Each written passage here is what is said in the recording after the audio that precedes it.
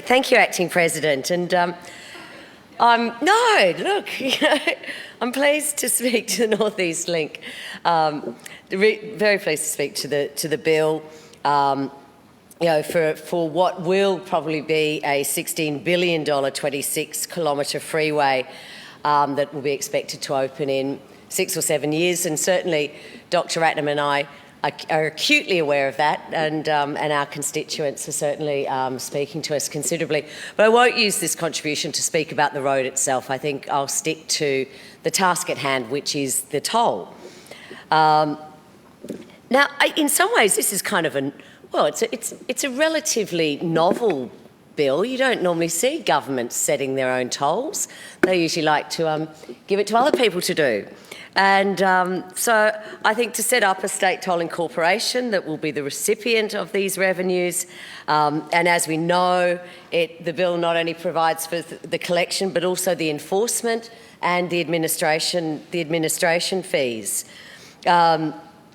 It'll provide for tabling and amendment of the North East Link tolling agreements between the government and itself, the State Tolling Corporation, and it also will enable itself to authorise and regulate the tolling and also other purposes. But it is something, as I say, it's novel, and it's something that we haven't actually seen for quite a while. But then again, we probably haven't seen many international businesses or many corporations actually interested in toll roads.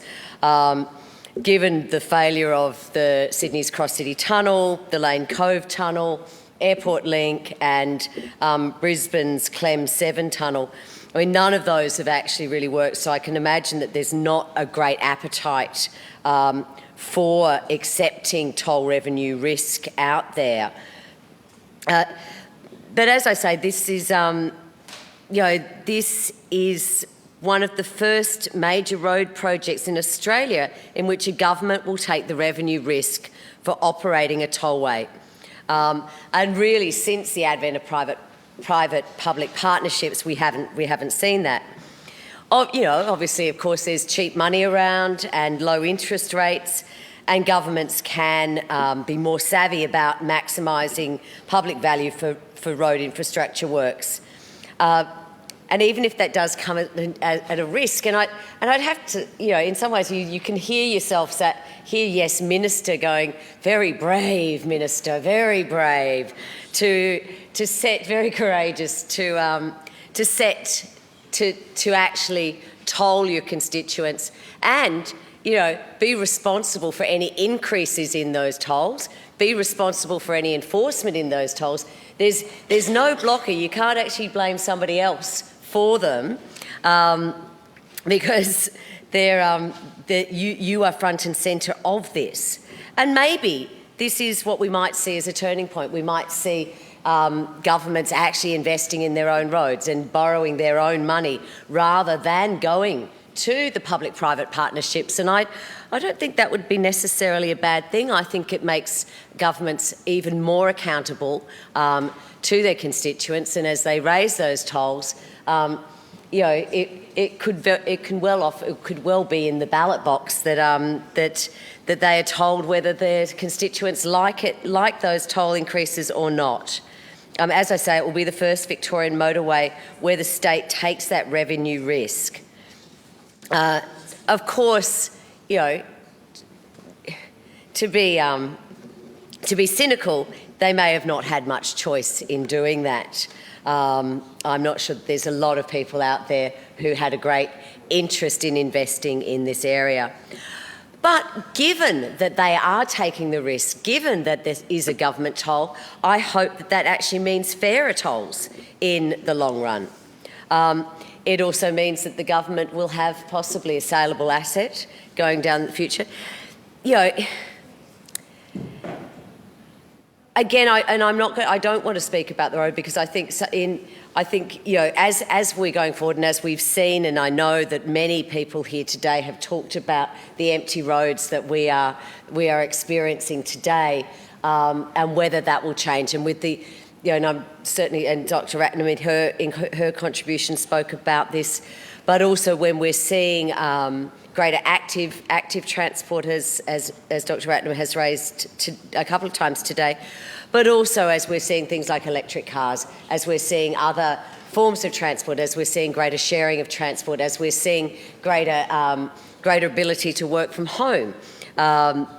All of these things will change this, and will change the risk, and will change the risk of building this road. And I think this is a question, and it is something that we will be debating, no doubt, throughout this year. But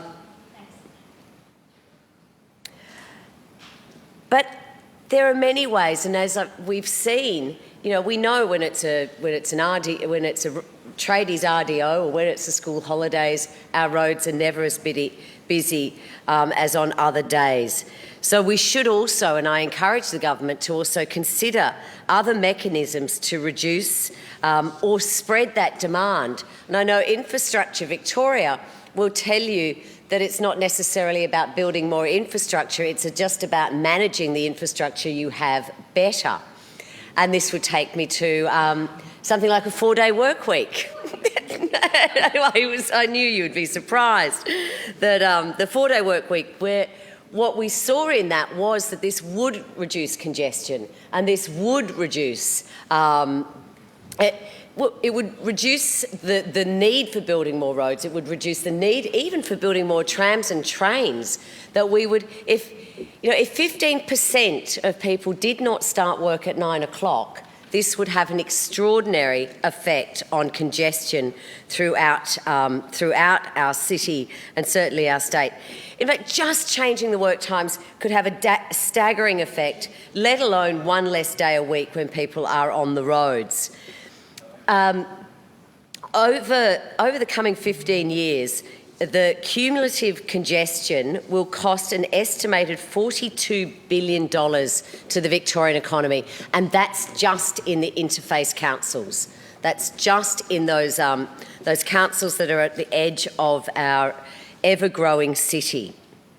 This is the price of lost productivity as our workforce, our deliveries sit idle in traffic, emitting exhaust in just a small proportion of the state. And as I say, this is just the number, 42 billion is the number just for those interface councils alone. So we can fix congestion by a whole range of means, not necessarily building other roads. And COVID has shown us that we can adapt and we can do this differently. But with that point made, I will support this bill.